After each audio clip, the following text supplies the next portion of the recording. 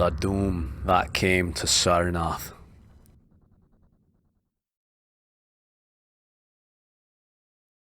I want you all to sit back, take a deep breath, forget about everything that's going on around you, and just relax and listen to this tale. There is in the land of Nar a vast still lake that is fed by no stream, and out of which no stream flows. 10,000 years ago, there stood by its shore the mighty city of Sarnath. But Sarnath not stand there no more. It is told that in the immemorial years, when the world was young, before ever the men of Sarnath came to the land of Nar, another city stood beside the lake, the grey stone city of Ibe, which was old as the lake itself, and people with beings not pleasing to behold. Very odd and ugly were these beings, as indeed are most beings of a world yet inchot and rudely fashioned. It was written on the brick cylinders of Cadatharon that the beings of Ib were a hue as green as the lake, as the mist that rise above it, that they had bulging eyes, pouting, flabby lips, curious ears, and were without voice. It is also written that they descended one night from the moon in a mist, they and the vast still lake and greystone city Ibe. However this may be, it is certain that they worshipped a sea-green stone idol chiseled in the likeness of Bokrug, the great water lizard, before which they danced horribly by the moon was gibbous, and it was written in the papyrus of Illerneck that they one day discovered fire, and thereafter kindled flames on many ceremonial occasions. But not much is written of these beings, because they lived in very ancient times, and man is young, and knows but little of the very ancient living things. After many aeons, men came to the land of Nar, dark shepherd folk with their fleecy flocks, who built Thra, Alarnic, and Cadatharon, and Winding River Eye, and certain tribes, more hardy than the rest, pushed on to the border of the lake and built Sarnath, at a spot where precious metals were formed in the earth. Not far from the grey city of Ibe did the wandering tribes lay the first stones of Sarnath, and at the beginning of Ibe they marvelled greatly. But with their marvelling was mixed hate, for they thought it not meet that beings of such aspect should walk about the world of men at dusk, nor did they like the strange sculptures upon the grey monoliths of Ibe, for those sculptures were terrible with great antiquity. Why the beings and the sculptors lingered so late in the world, even until the coming of men, none can tell, unless it was because the land of Nar is very still and remote from most other lands, both of waking and of dream.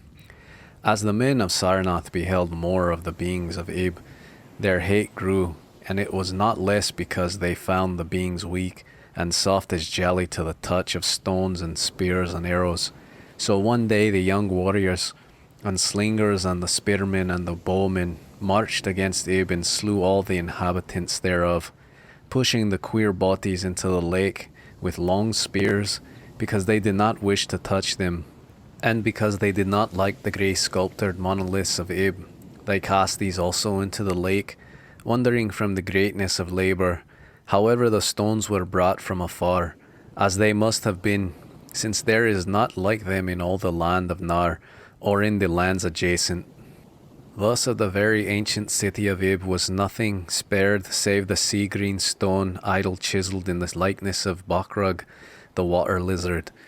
This the young warriors took back with them to Sarnath as a symbol of conquest over the old gods and beings of Ibe, and a sign of leadership in Nar.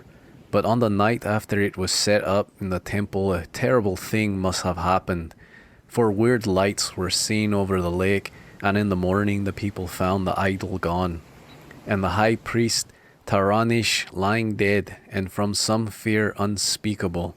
And before he died, Taranish had scrawled upon the altar of chiselite with coarse shaky strokes the sign of doom.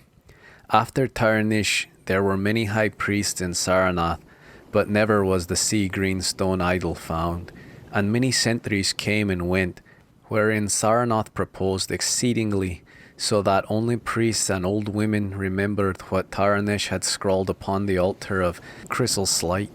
Betwixt Sarnath and the city of Ulrnick arose a caravan route, and the precious metals from the earth were exchanged for other metals and rare clothes, and jewels and books and tools, for artificers and all things of luxury that were known to the people who dwell along the winding river, aye and beyond.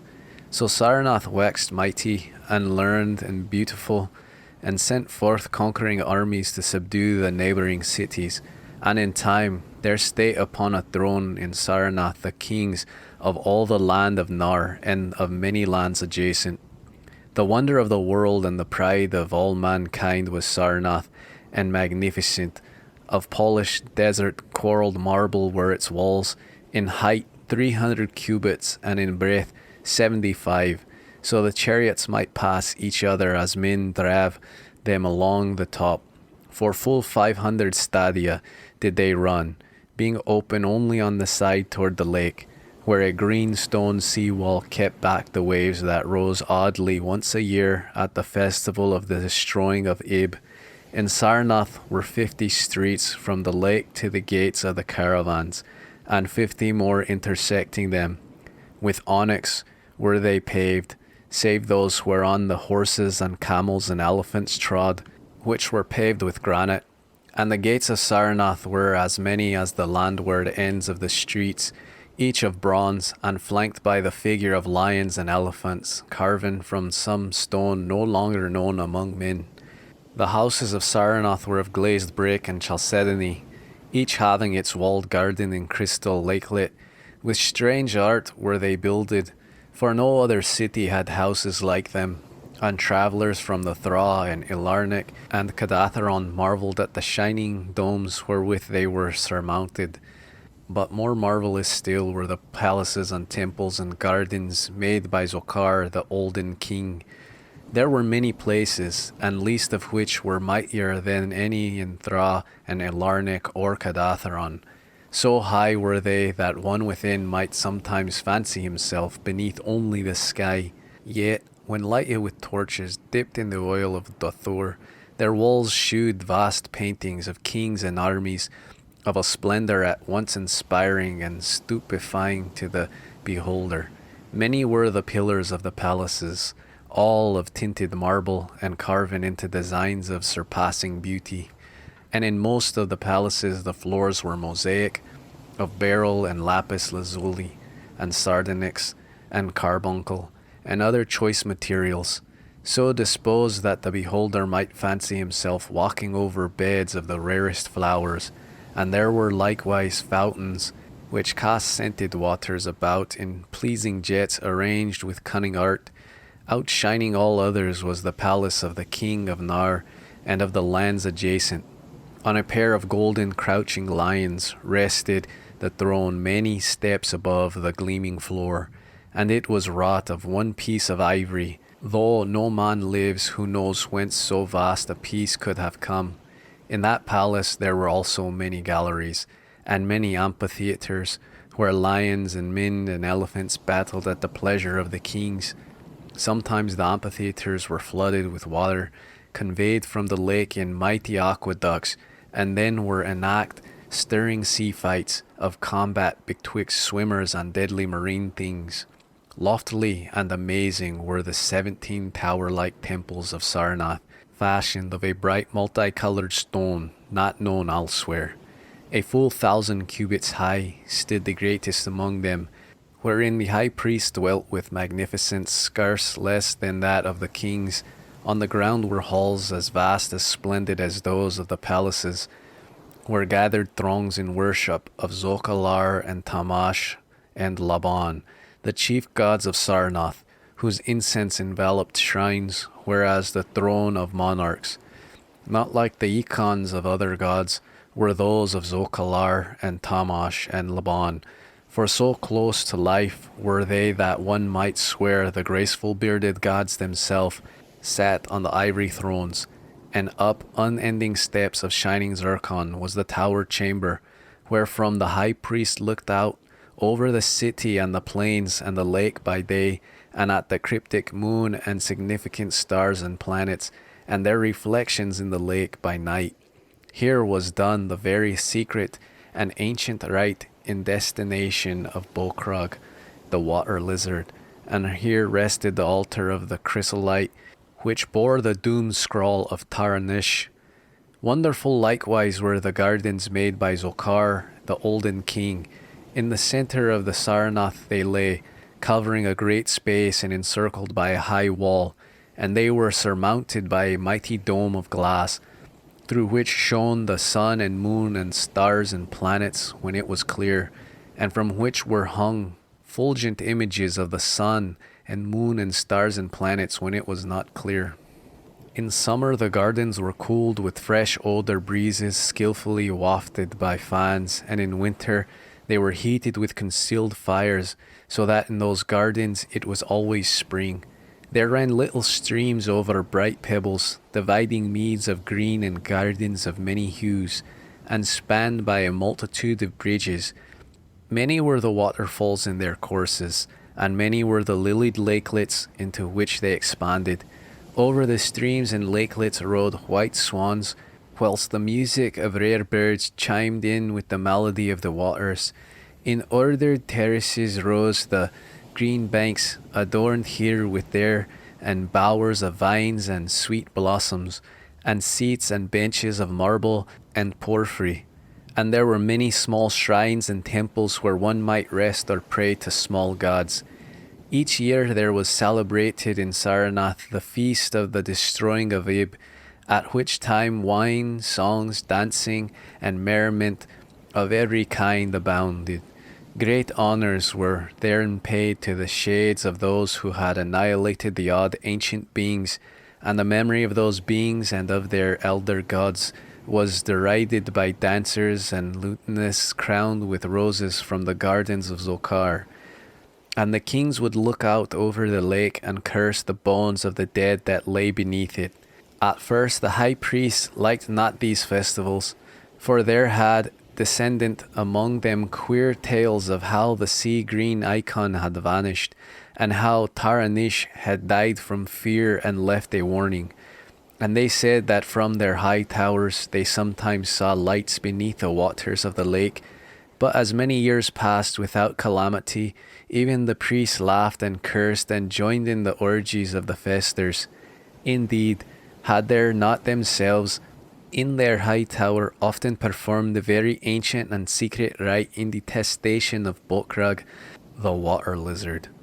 And 1,000 years of riches and delight passed over Sarnath, wonder of the world and pride of all mankind.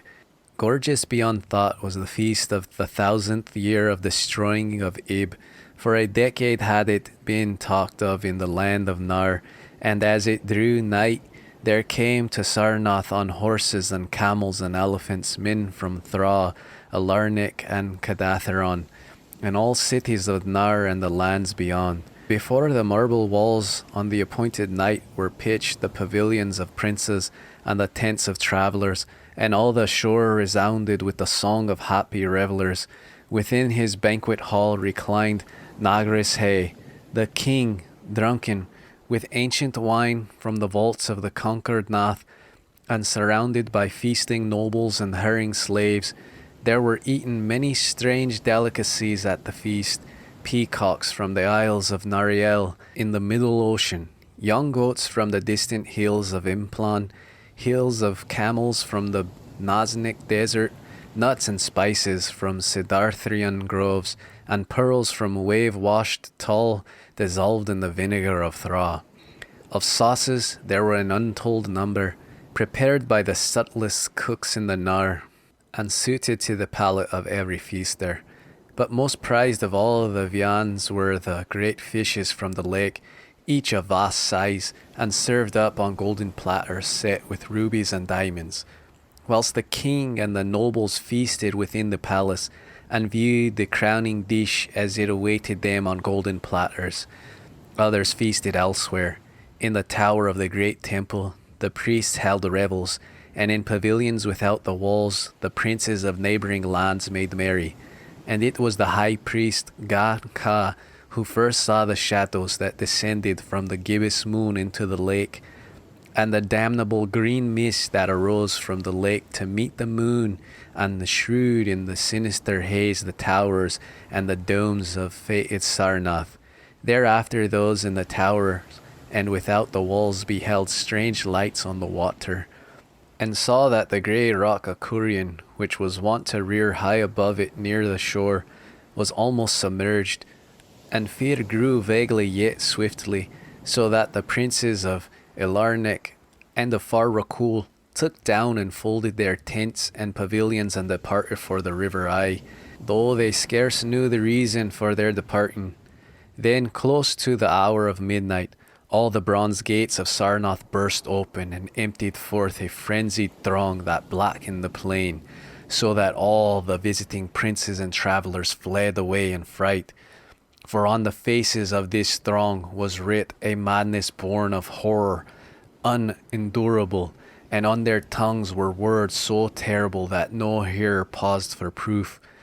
Men whose eyes were wild with fear shrieked aloud of the sight within the king's banquet hall, where through the windows were seen no longer the forms of Nargis Hay and his noble as in slaves, but of horde of indescribable green voiceless things with bulging eyes, pouting flabby lips, and curious ears, things which danced horribly, bearing in their paws golden platters set with rubies and diamonds, containing uncouth flames, and the princes and travellers, as they fled from the doomed city of Sarnath on horses and camels and elephants, looked again upon the mist begetting the lake, and saw the grey rock Akurian was quite submerged. Through all the land of Nar and the land adjacent spread the tales of those who had fled from Sarnath, and caravans sought that accursed city and its precious metals no more. It was long ere any traveller went thither, and even then only the brave and adventurous young men of distant Valona dared make the journey. Adventurous young men of yellow hair and blue eyes, who are no kin to the men of Nar. These men indeed went to the lake to view Sarnath, but thought they found the vast still lake itself, and the grey rock Akurian which rears high above it near the shore. They beheld not the wonder of the world and pride of all mankind, where once had risen walls of 300 cubits, and towers yet higher, now stretched only the marshy shore, and where once had dwelt 50 millions of men, now crawled only the detestable green water lizard. Not even the mines of precious metal remained, for doom had come to Sarnath. But half buried in the rushes was spied a curious green idol of stone, an exceedingly ancient idol coated with seaweed and chiselled in its likeness of Bokrug, the great water lizard. That idol, enshrined in the high temple of Ilarnik, was subsequently worshipped beneath the gibbous moon throughout the land of Nar.